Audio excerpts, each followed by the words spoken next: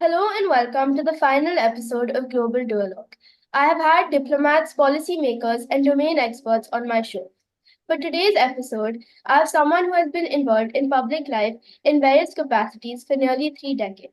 He started his career in politics as a member of the Uttar Pradesh Legislative Assembly before becoming a member of parliament in the Lok Sabha and a minister of state in the union government, including portfolios in the Ministry of Home Affairs and Ministry of Petroleum and Natural Gas. I am pleased to welcome Mr. R.P.N. Singh, Member of Parliament, Rajya Sabha. Hello. You hail from the royal family of Kushinagar in Uttar Pradesh, which carries certain privileges. So, what motivated you to enter politics to serve the people? Well, there's no royalty left. That is past history now. But my family has been very closely associated with development work in the district I come from, Padrona, Kushinagar. And that is something I took that up as a responsibility because my family, without doubt, was privileged in the earlier times. Coming from a privileged background, it always gives you a sense of commitment to what your family is doing for centuries. That is uplifting the people around and in where you live. That was something that drove me into public life. India is the largest democracy, people of that area asked me to contest elections, to have a larger play in politics so that I could raise the local issues of Kushinagar in the Legislative Assembly or in Parliament. So, as I mentioned before, you have had a 3 decade stint in politics, during which you have been an MLA in the UP Assembly, then a member of Parliament from the Lok Sabha, and now a Rajya Sabha MP. How did each of these roles differ? Well, when I was an MLA, it is more to do with the local issues in the state. I was elected to the Legislative Assembly 3 times. I raised all the local issues of Kushinagar and Padrona, where I come from. Development-wise, were what the state could do within my constituency and within my district. Those were the issues I pursued. As far as getting to Parliament, Parliament is a larger platform. If we have central, you have a larger voice because the budget allocation from the center is far greater. I was lucky to have become a minister. And in that scope, you have a larger role to play in the development of the country as well as the area you represent. Where I could bring about change, which was very clearly to be seen on the ground. Because first I was a minister in the roads and highways. I come from eastern Uttar Pradesh, which is a very backward region. So I was able to get large infrastructural development within East UP as well as parts of Uttar Pradesh, which I did not represent. We increased the pace of the amount of roads that were being made every day. After that, I was moved to the Petroleum Ministry. As you know, gas cylinders was a big issue in India. We were able to take gas cylinders right down to the village level. Where I come from, people used to get up at 2 o'clock in the morning and get into lines to get a gas cylinder because of short supply. I changed that around, and even in villages now, people don't have to wait for gas cylinders. In fact, they have home delivery, which was a completely new feeling for the people of that area. Regarding the Home Ministry, I had a whole different viewpoint on how terrorism was a big issue within the country and how the government was fighting against that. And now after a couple of elections, I've finally been sent to the Rajya Sabha. Being these different experiences, I've been fortunate enough to be an MLA, being a Lok Sabha member of Parliament and a Rajya Sabha member of Parliament. But the main theme, if you look at all the houses, is to raise issues which touch the people of our country and to get progress down to the last man. I think that has been satisfying. The main theme continues to be welfare of the people and getting the last person, poorest man's voice heard. What does it feel like to not just be involved in framing policy, but actually watch it being implemented? I think that's a very, very good question. I think when you see, when you make efforts and actually transforming lives, that has been something which obviously gives you great satisfaction. And when you look at the transformation and the kind of happiness that people who didn't have those kind of roads or those kind of facilities, and when you actually see it playing out and the kind of joy it brings to the lives of thousands and thousands of people is extremely enriching and satisfying. It makes you work harder so that you can actually implement policy and see it being carried out. Thank you for that insight. What expectations do people have when you represent them, and how difficult is it to meet those expectations? Well, I've been in politics now for more than 30 years, Rahmana. I have seen the evolution of the voter too. Politics has evolved. We have a far more vibrant democracy and far more welfare schemes under the leadership of Prime Minister Modi in the last 10 years of what we have seen. But let's say 30 years ago, when I began my political career, people had very little expectations, and they were just happy if you visited their village and heard their problems. That was good enough. But as times have gone by, internet has changed lives, and people are so much more aware, and so much of connectivity and education has been a big thing. Uh, as well as people of your age know you're so well connected, you can find anything on a Google search. So I think people have far more expectations now. I see the demand of people wanting to get ahead in life, their village getting ahead in life, and more voices now.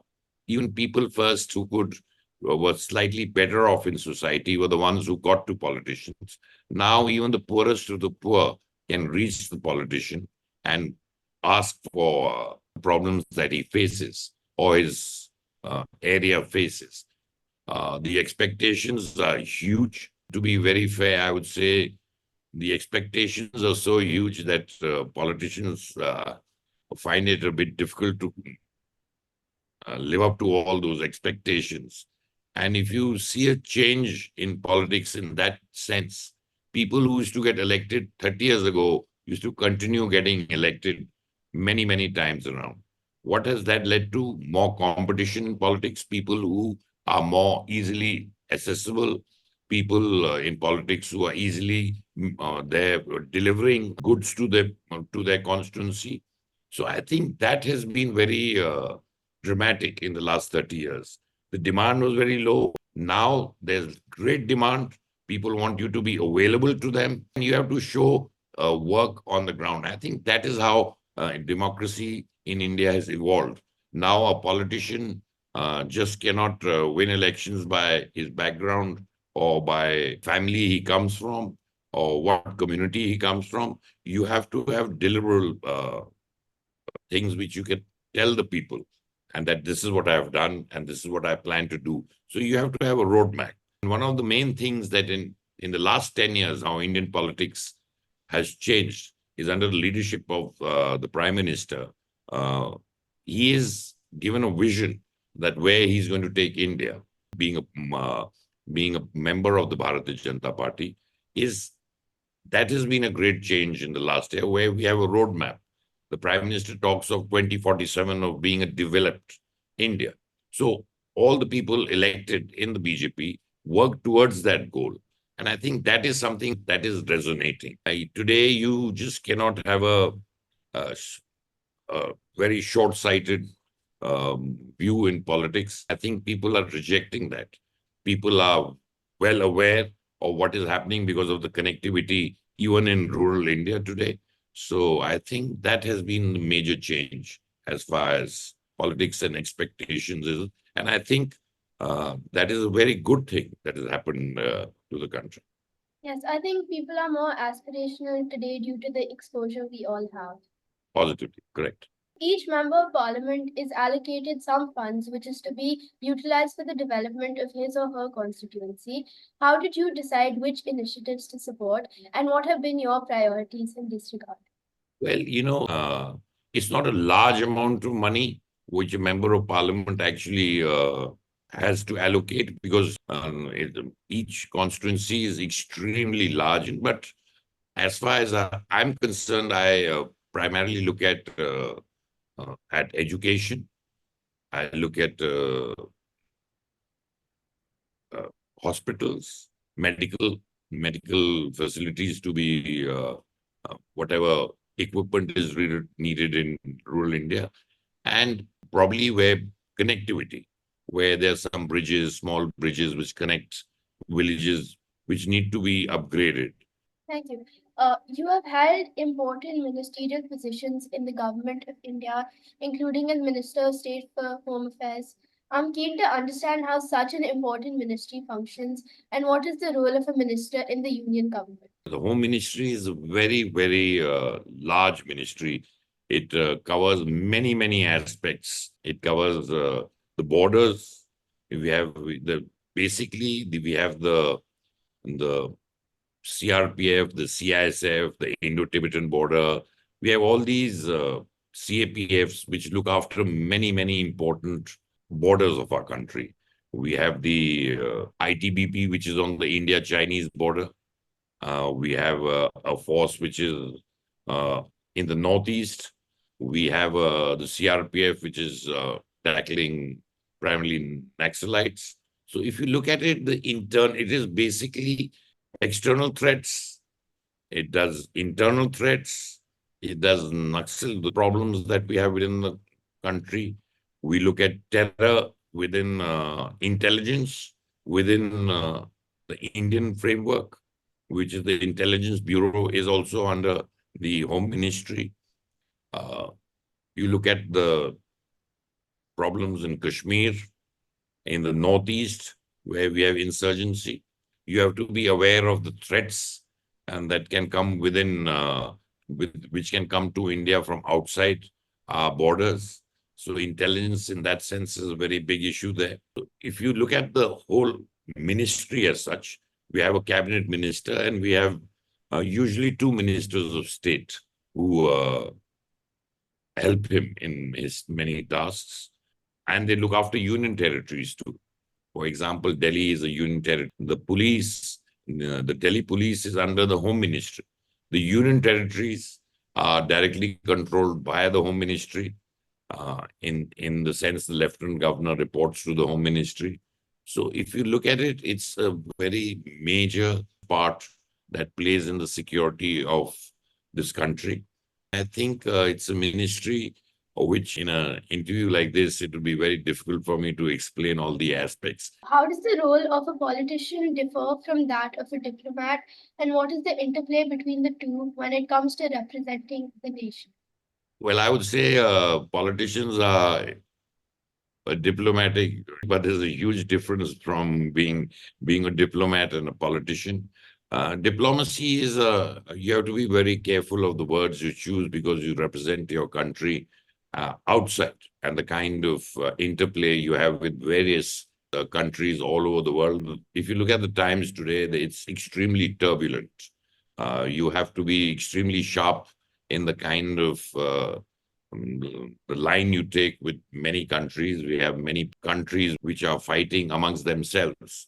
And to manage both sides is a very, very difficult play as far as diplomats have it. While a politician, he is responsible for the place, for the constituency he comes from, where his primary role is to get those voices heard from his constituency, get development within his constituency, and thirdly, raise issues which would make help policy, which would transform India for the better. But both are difficult jobs and very different in their outlook. Given that you have three daughters, in your opinion, how can women contribute to India's rise as an economic power as it heads towards becoming the world's third largest economy? Well, that's an excellent question. If you look at it, you've seen the kind of surge we've seen. under the leadership of the Prime Minister, we have seen the kind of policies that have driven his focus on making sure that women have equal opportunity. Today, if you look at India, we have women in even the armed forces flying fighter jets and helicopters, and we have women doing well in every sphere. That, I think, has been one of the greatest changes that has happened in India. It has unleashed the women, 50% of the population in this country. And if you look at in any field, we see women doing better than men because the opportunities that they've been given. You see the results of the 10th class and the 12th class that come on. Women in every year are beating boys by large numbers. It is the unleashing of the girl child that has actually brought about this change. The government focused on a slogan which was Beti Bachao, Beti Padhao, save the girl child and educate her. So I think with education, what has happened, it made them more competitive, has changed their lives and transformed. And if you look at our history of India over the last 50, 60 years, or even ahead, women were always kept in the house and they were not allowed to go to school, and which was extremely unfortunate.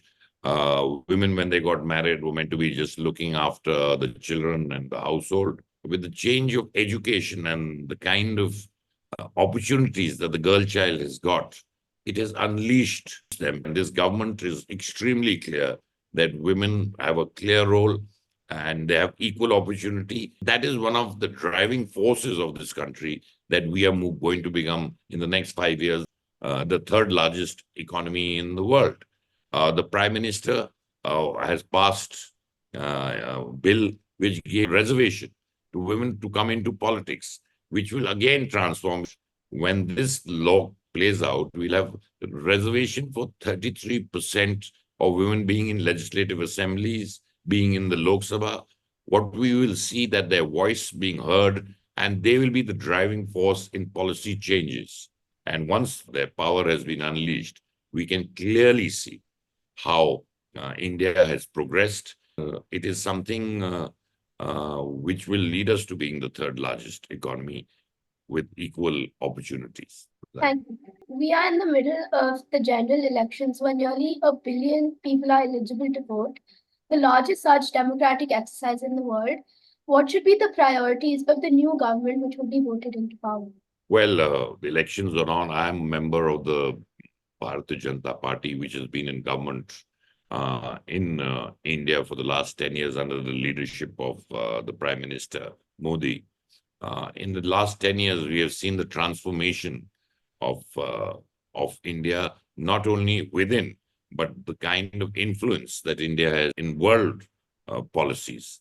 That has been a huge change around Prime Minister. He has laid out a roadmap, which he talks about being a Viksit Bharat by 2047. Viksit Bharat meaning a developed India. He has laid out a roadmap for India where it needs to be by 2047. And those are the policies which he is working on. And as the elections are on, when we are quite sure that the Prime Minister will get a third term, and we will be moving towards those goals which is laid out.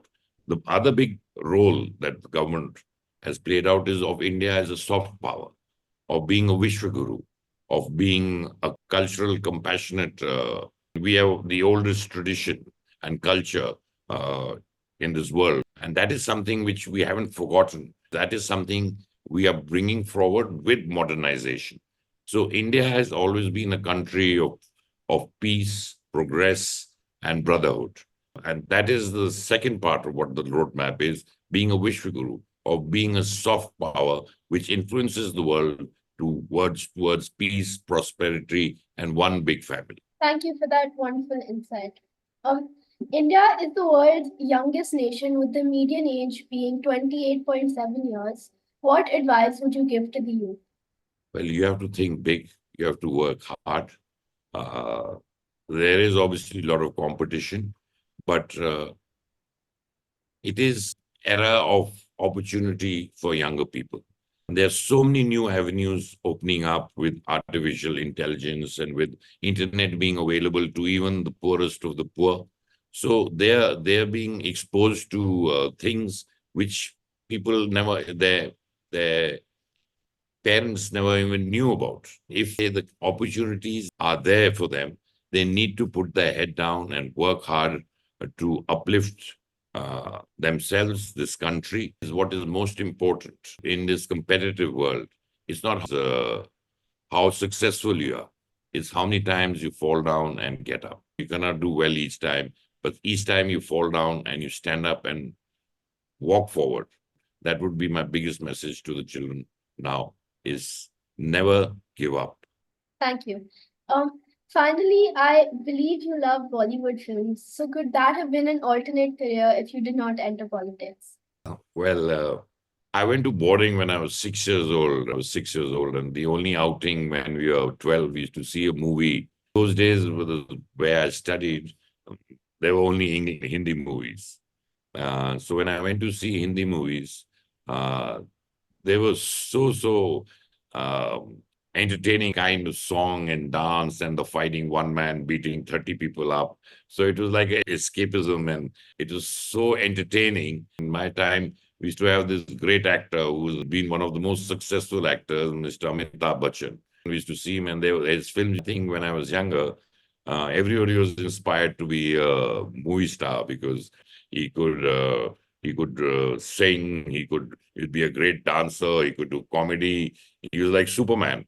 So in that sense, I think that is the way I actually have got this passion for Hindi movies. Well, today we have movies which are extremely relevant to what is happening in and around us. But yes, they still entertain me, and they entertain the whole wide world within India. I'm sure you must have seen some crazy Hindi films yourself. So I take that as a yes, that it could have been an alternate career. So please share a parting dialogue from your favorite film, Which one, English or Hindi? whichever you feel like. Nothing comes to my mind, but dialogues. I'm very bad at dialogues. I used to know these Amitabh Bachchan movies, but I just remember this one great revenge movie where he said, "Shanti मेरी माँ है और आप मेरे नाजायज बाप. मैंने आपकी सारी दौलत लौटा दी है, पर आपसे बड़ा गरीब मैंने आज तक नहीं देखा." Thank you. Thank you. Thank you, Mr. Singh, for this excellent interaction, which provided a different perspective to what my viewers had seen on the show thus far. You have had a very long stint in politics, and it was very interesting to listen to your views on women's contribution in our country's growth and India's rise as a world power. Thank you. Thank you for having me, and I'm wishing you the best as far as your future is concerned. All the best. Thank you. Thank you. Thank you.